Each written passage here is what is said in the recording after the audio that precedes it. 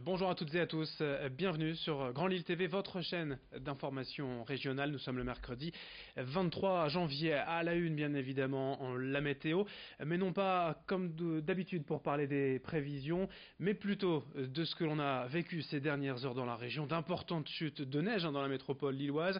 Cet épisode neigeux était prévu, il est bel et bien tombé avec des flocons d'abord apparus sur le littoral hier soir, vers 21h, 22h sur la côte d'Opale, puis dans l'Audomarois, la Flandre et la métropole lilloise. Par endroits, on a relevé 10 à 15 cm de neige à Lille et dans l'agglomération, parfois même 20 cm de neige localement. Forcément, les routes se sont vite retrouvées enneigées. Cette nuit et ce matin, la circulation était difficile par endroits. Cette nuit, vers 4h du matin, des poids lourds se sont retrouvés en portefeuille, à l'arrêt, en travers sur l'autoroute. On a craint le pire, mais heureusement, les équipes de la DIR et les saleuses sont intervenues une fois la neige qui ne tombait plus vers 7h, 7h30. Les axes principaux, en priorité, bien évidemment, les voies rapides, les autoroutes de la métropole lilloise ont été déneigées. Certainement aussi, on peut le penser, beaucoup de monde ont préféré reporter leur départ et ne sont pas partis à l'heure de pointe pour travailler. Il y a donc eu finalement des bouchons, une circulation dense, mais ce fut moins pire que ce que l'on pouvait craindre. En tout cas, les routes du réseau secondaire, elles étaient difficilement praticables. Du coup, en conséquence, les transports scolaires et interurbains ont tous été annulés aujourd'hui dans la région, Nord et Pas-de-Calais. Les réseaux de bus urbains ont été impactés. Pas de bus transport aujourd'hui à Lille. Les tramways et métros, heureusement, circulent normalement. D'importants retards et ralentissements également du côté du trafic ferroviaire. Ce matin, près d'une heure de retard parfois pour certaines lignes ferroviaires dans la région. Concernant encore cet épisode neigeux, puisqu'il faut bien le dire aussi, quand on peut en profiter, c'est tout de même très beau. Dans la métropole lilloise, voyez ces photos envoyées par certains internautes sur nos pages Facebook, les rues, les jardins, les parcs ou places publiques blanchies par la neige. Nous les diffusons bien évidemment à l'antenne. Ici, donc, vous l'avez vu à Lille, à Los aussi, sur ces images que nous ont envoyées ces internautes ce matin à Vambrechy, mais aussi à Marquette-les-Lilles. Ce matin tôt, vous le voyez, il faisait encore nuit. De nombreux internautes nous ont envoyé ces photos de la métropole lilloise sous la neige, des vidéos aussi, même à Pont-à-Marc, vous le voyez, et je vous le disais, un 15-20 cm, peut-être parfois, on en est certainement pas loin ici sur ces images, à Templemar également, dans les campagnes aussi, pas mal de neige, ici même à Villeneuve d'Ascq, sur le parking de Grand Lille TV, cette photo prise par Capucine Lorange.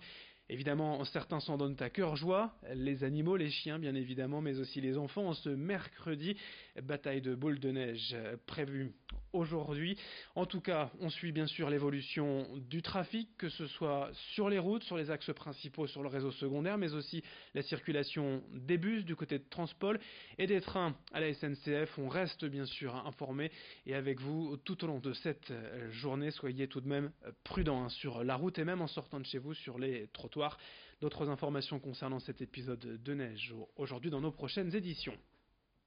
Sur Grand Lille TV, une information emploi, également aujourd'hui, le salon 48 heures pour l'emploi et la formation se tient demain et vendredi au Kinépolis à l'Homme. Au programme, près de 1000 postes à pourvoir, plus de 5000 visiteurs attendus. Demain, la journée sera dédiée à l'emploi avec des rencontres face aux recruteurs. Vendredi, place à la formation. Organisé depuis 12 ans désormais, le salon tente aussi des méthodes de recrutement originales avec un escape game de l'emploi. Dans une salle, tout le monde est sur un pied d'égalité, sans CV. Le recruteur peut ainsi déceler, dénicher les talents, d'abord selon l'attitude. Autre grand thème cette année, prévu l'accès des femmes au métier du numérique. Explication à ce propos au micro de Xavier Silly. Le vendredi, il y aura un village dédié au métier du numérique avec un focus, un zoom sur les métiers du numérique au féminin avec la présence de plusieurs structures qui seront là pour encourager les femmes et leur présenter les cursus spécialisés qui permettent l'entrée dans ce secteur qui recrute énormément et aussi les motiver parce que effectivement aujourd'hui, on est encore loin de la parité 50-50. Donc le but, c'est d'encourager les femmes à découvrir le secteur, découvrir les formations qui mènent à des métiers. Le secteur du numérique est un secteur qui recrute énormément, qui est en déficit de candidats et de candidates. Et donc, c'est l'opportunité pour tout le monde de venir s'informer et trouver un emploi. Rendez-vous donc demain jeudi et vendredi pour les 48 heures de l'emploi à Kinépolis à l'homme. Autre info depuis une semaine, le grand débat national est ouvert partout en France. Dans la région, l'initiative timide au début se multiplie désormais. À Roubaix, une réunion était organisée lundi soir sur le thème de l'État et les citoyens, les relations avec le service public. À l'arrivée, selon l'avis des premiers participants, certains étaient ravis, satisfaits d'avoir pu s'exprimer. D'autres ont quand même regretté les temps de parole réduits, 2 minutes par personne. Selon eux, la soirée tenait en fait plus d'une suite de monologues et de réclamations qu'un vrai débat. En tout cas, le rendez-vous est déjà pris pour un autre débat mardi prochain, cette fois sur le thème de la fiscalité et du pouvoir d'achat. Retour sur cette première réunion roubaisienne avec ses propos recueillis par Lucille Berthe Constant.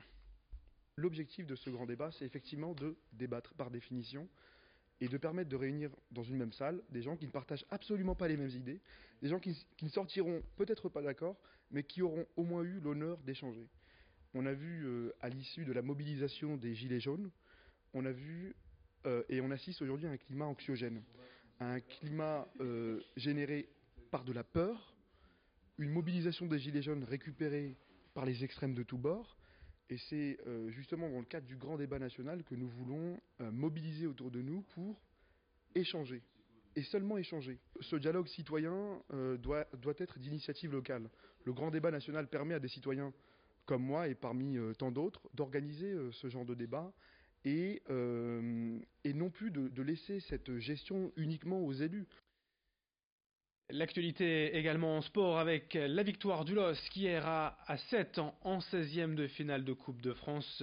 Victoire 1-0 pour les Lillois, victoire difficile mais qualification tout de même et c'est l'essentiel pour les 8e de finale. Ce qu'essaieront de faire bien sûr les Croisiens de l'Iris Club de Croix ce soir en déplacement.